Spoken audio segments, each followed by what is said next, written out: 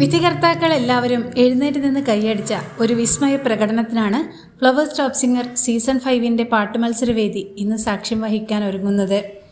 Tamil hits റൗണ്ടിൽ സംഗീതത്തിൻ്റെ മാസ്മരികമായ ഇന്ദ്രജാലം തീർത്ത് ടോപ്പ് സിംഗർ സീസൺ 5-ന്റെ സ്വന്തം അണ്ണനായ ജനപ്രിയ കുട്ടിപ്പാട്ട് താരം ദേവദർശാണ് പാട്ടുവേദിയെ ഒന്നടങ്കം പുളകം കൊള്ളിച്ചത്.